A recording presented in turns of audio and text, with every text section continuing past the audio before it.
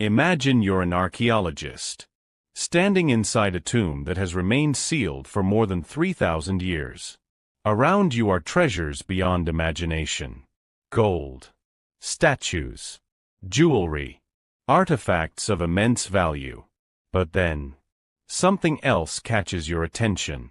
Something surprisingly small. A handful of black seeds.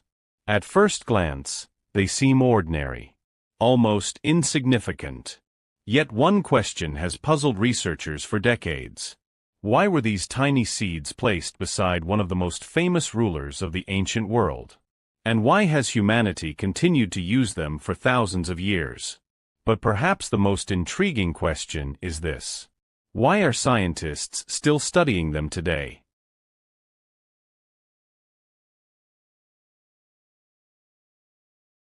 Throughout human history, thousands of medicinal plants have appeared. Most of them were forgotten. Most of them faded into the pages of history. But black seed was different. It appeared in ancient Egypt. It appeared throughout the Middle East and across Asia. Century after century, generation after generation, people kept using it. Its story refused to end. Yet history alone proves nothing.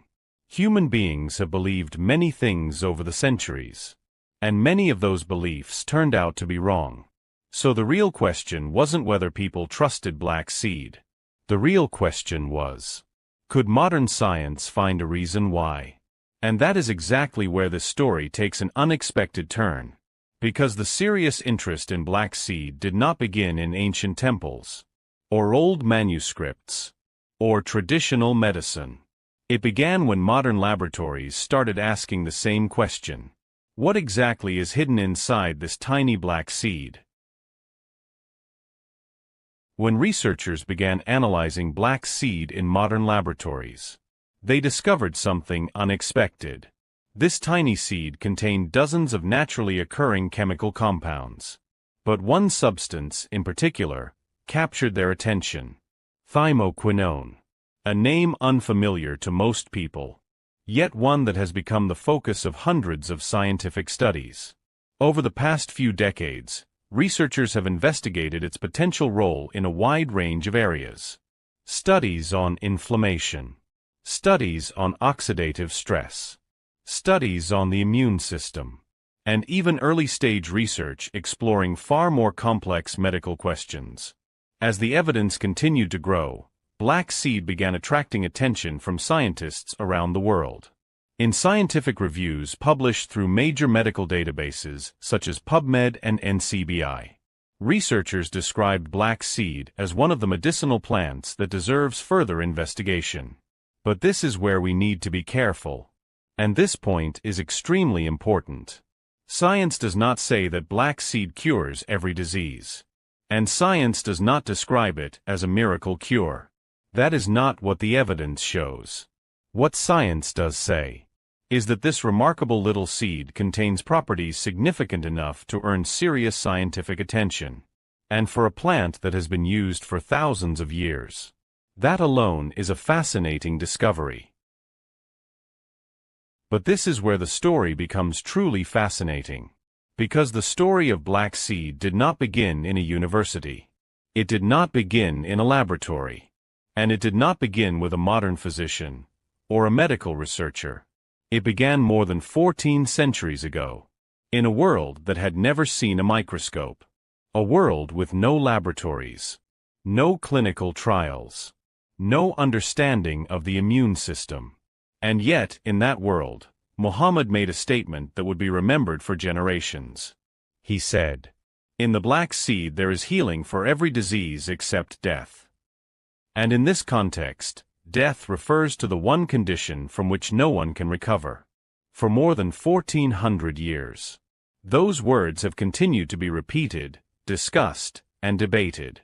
Today, people hear them in very different ways. Some hear faith. Some hear wisdom. Others hear a mystery. But regardless of their perspective, most people eventually arrive at the same question: why black seed? Out of countless plants known throughout history, Why was this particular seed singled out? And why does it continue to capture attention even today? To understand why this is so remarkable, we need to step back into the world in which Muhammad lived. A world with no universities, no clinical research, no laboratory testing, No biochemistry. no scientific understanding of the compounds hidden inside plants. There were no databases, no medical journals, no technology capable of revealing what lay beneath the surface of a single seed. And yet, the mention of black seed endured, generation after generation, century after century. Its story continued to be passed on long before modern science ever took an interest, until eventually, it reached an age where scientists could examine its contents at the molecular level. For the first time in history, researchers were able to look inside this tiny seed and study its components in extraordinary detail. And that is where something intriguing began to emerge. A meeting point between the ancient world and the modern one. Between a statement preserved for more than 14 centuries, and a scientific curiosity that continues to grow today. It is at this intersection, where the past and the present unexpectedly meet.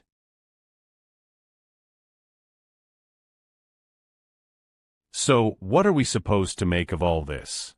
Does this statement prove every claim you might find online? Certainly not. Does it prove that black seed is a cure for every disease? No. That is not what the scientific evidence tells us. But does it help explain why researchers continue to study it? Perhaps. And does it help explain why people are still talking about it more than 14 centuries later? Perhaps that as well. What we do know for certain is that this tiny seed has accomplished something remarkably rare. It has survived the test of time. From the civilizations of the ancient world, to the pages of historical texts, from traditional remedies, to modern laboratories, from ancient observations, to contemporary scientific research, few plants manage to remain relevant across so many generations. Yet somehow, black seed has done exactly that. Without disappearing, without being forgotten, and without losing the curiosity of those who continue to study it today. Perhaps black seed is simply a plant. Or perhaps it is something more. But the most intriguing part of this story is not the seed itself. It's the man who spoke about it. A man who lived in the desert more than 14 centuries ago, yet whose words continue to spark discussion, curiosity, and debate to this very day. Not only among Muslims, but among people from different cultures, beliefs, and backgrounds across the world. And perhaps that leads us to a much deeper question. A question far greater than the story of a single seed. Not, what is black seed? But rather, who was Muhammad? And how have his words managed to survive the passage of time? For more than 1400 years. Remaining alive in the minds of millions. And continuing to inspire questions that have yet to fade. Perhaps that is the mystery truly worth exploring.